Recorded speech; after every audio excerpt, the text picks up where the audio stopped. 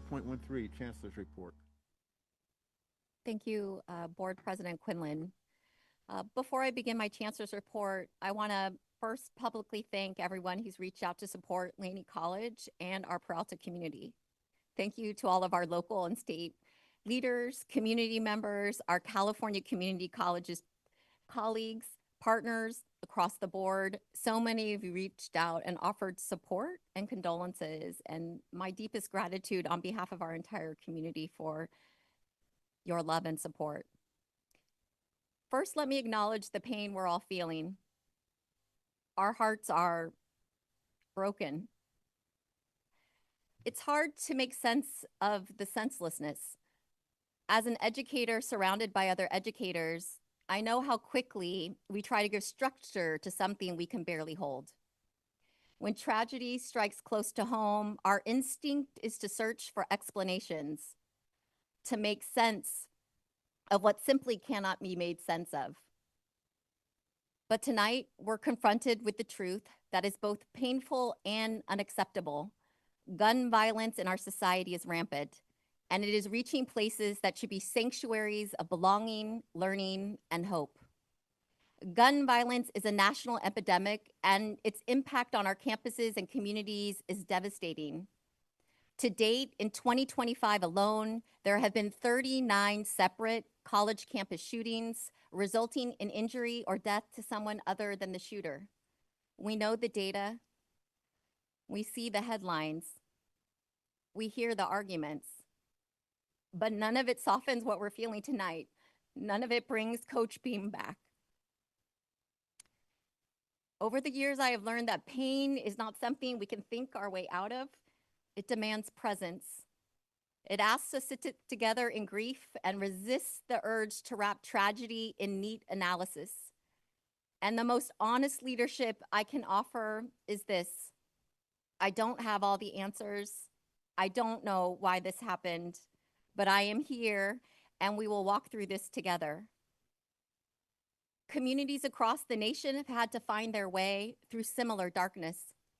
After Gilroy, after San Jose, after Monterey Park, after Charleston, after Pittsburgh, after Orlando, after Oakland. Again and again, people come together not because they have answers, but because they refuse to let violence or despair define who they are. And we saw that same spirit today from the Skyline High School students who walked out of class with calls to end gun violence, young people refusing silence or numbness, refusing to accept the world as it is. And we have seen this courage before. In 2012, when the Sikh community in Oak Creek, Wisconsin lost 6 worshipers to hate-filled shooting, they showed the world what it looks like to stand in the rawness of loss with dignity. They leaned into a core belief called Jadi Gala, this ever-rising spirit. The conviction that even in the deepest sorrow, the human spirit can rise. Not because everything is okay, but because a community chooses to rise together. Their courage reminds me of something essential. Our strength comes from connection, not comprehension. From presence, not perfection. From choosing each other, even when the why remains painfully beyond our reach. John loved this community fiercely. And because he loved it, he paid attention. He offered ideas, pushed us to think differently, and showed up always. He didn't teach resilience as an abstract idea, he embodied it. He taught us that strength is found in community, that courage is practiced daily, and that hope is not naive. Hope is work.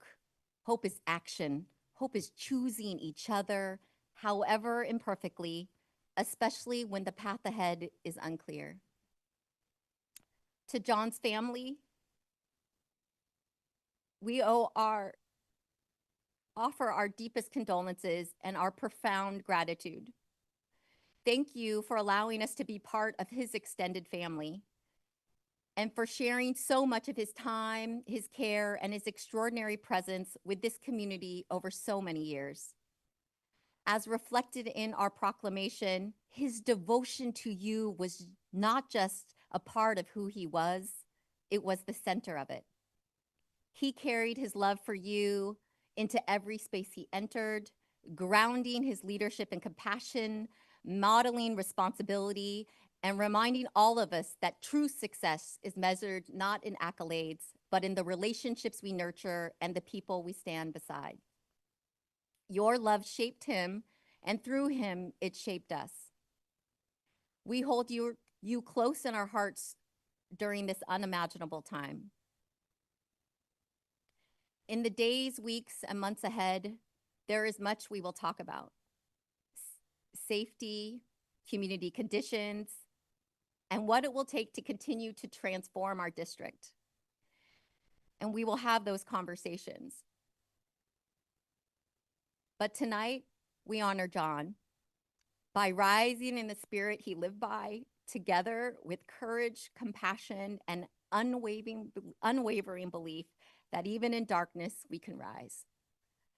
Our responsibility is to one another. Our commitment to creating safer communities, our willingness to support one another through uncertainty. That is Jardigala, and that is how we begin to heal. Thank you. Thank you.